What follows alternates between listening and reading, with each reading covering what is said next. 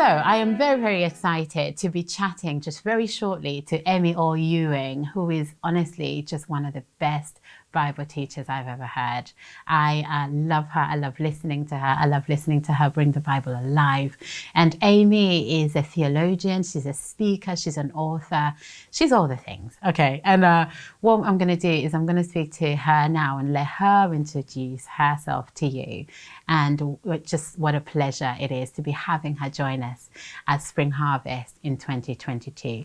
So Amy, so great to chat to you. So great to meet you, albeit virtually. This is the way we meet people now in 2021. I'd love for you it is, isn't it? I'd love for you to tell us a little bit more about yourself and your current role as it is. Sure. Well, thank you so much for having me. It's a real honour to be involved with Spring Harvest. It's been a joy over the last 20 years to come, now and then and speak, and really excited about speaking this coming year.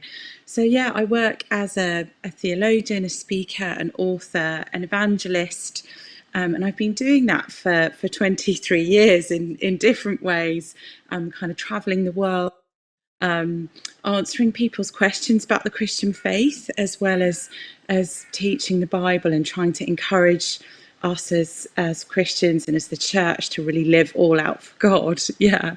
So I spend my time trying to write books, give talks that I'm invited to come and give, and teach theology as well. And then I've also got 3 children and a husband, and we lead a thing called Latimer Minster together as well. Yeah. Brilliant. And that's, I love what you just said about how you travel the world telling other people about Jesus. And actually one of my favorite things is hearing you talk about that. But we'd love to hear how you became a Christian. So can you tell us a little bit more briefly on how you then came to know Jesus? Yeah, sure. Well, it's a long story in the sense that it involves my family. So I won't give you the long version, I promise, but neither of my parents were born into Christian families. My dad was raised by his father was a very sort of elite scientist, very committed atheist, and forbade them from talking about God or having a Bible in the house at all. And my dad also went on to become a professional academic. He worked in universities around the world and married my mum, and they lived in Australia, in Sydney. And my dad actually began to sort of ask questions of meaning and purpose in life. My sister and I had been born, and they had a really lovely, nice life, but he felt there was something missing. And as a result, really, of those questions and of being invited along to a talk that was happening on campus about the resurrection of Jesus, which he just blew his mind, he also had a vision of Jesus, very, very dramatic, and just found himself kneeling in his 30s and giving his life to Christ. And my mum became a Christian about 6 months later. And then I suppose my sister and I just saw the reality of God absolutely breaking into that. So there was just no question about this being religion, or this being sort of family tradition or superstition. This was a reality, God as a reality, actually making an imprint and an impact on us. So I made a commitment as a child, and had, saw God heal people, encountered God myself. And then I think if you do grow up in a Christian family, at some point as a teenager or young adult, you kind of make multiple decisions. And so really at university, where I was very, very aggressively challenged about my faith, partly through studying theology at Oxford, I had to make multiple decisions to follow Jesus, not just with my heart, but also with my mind. And so, yeah, that's a little bit about how I came to know Christ. Oh, I love that. I do. I love the idea that actually following Jesus is making that decision multiple times, because it's a daily thing, isn't it? You're actually, apart from that great big one decision, we're to choose daily to follow, don't we? And I love the power that you describe in your coming to faith. It's wonderful. It's really great to hear. But I just, like many of us, you've been in lockdown, you've been, in COVID-19. I'd love to hear what's what's been happening to you and your community over the last year as we've been navigating the pandemic. Yeah. Wow. Well, I would say, in all honesty, it's been a really, really hard year. Really hard 18 months, actually. Obviously, everything pandemic. I also faced a kind of personal health crisis. I had to have quite a lot of tests for cancer that were then inconclusive, and then finally did come back clear. So that was a real time of, of testing and different anxiety. And I think that is reflected in the lives and experiences of the people in my community as well. That it's been a tough time, a difficult time, and that doesn't mean a time when God isn't with us. You make the mistake of thinking, if I'm going through a hard time, it must be that maybe God doesn't love me, or maybe, that might cause me to doubt in some way the goodness or truth or reality of God. But actually, he can reveal himself to us really beautifully in hard times. And so I think that's been my experience of lockdown. And then, of course, stories of people coming to know Jesus, which is always wonderful. But often it's been through tragedy and loss, the death of a loved one, or, finding ourselves at the end of our limits as we try and manage family and work online and, keep everything going. So absolutely. Yeah. And, I love the way you inspirationally share that, because I think actually that God is with us even in the hard times. I think that's something that can get so lost easily in the busyness, isn't it, of life and the difficulties. And yeah, you share that so well and so beautifully. Thanks for sharing that. I think what I love about talking to you and hearing from you is how inspiring you are. And I'd love for you to maybe give us an example of an inspiring story of what God has done for you recently that maybe we can take away with us. Yeah. So, well, one of the things that's really on my heart at the moment is what's happening in Afghanistan.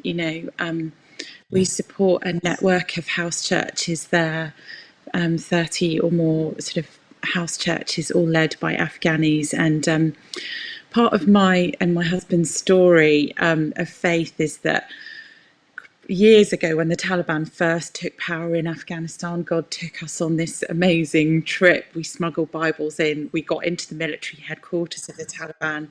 We met the top leadership. We met the religion minister, education minister, and foreign minister, and gave them Bibles in their language. Really shared the gospel with them, and it was a really life-changing experience for us, particularly the religion minister taking the Bible and saying, I know exactly what this book is. I've been praying for years that I could read a Bible. Thank you for bringing it.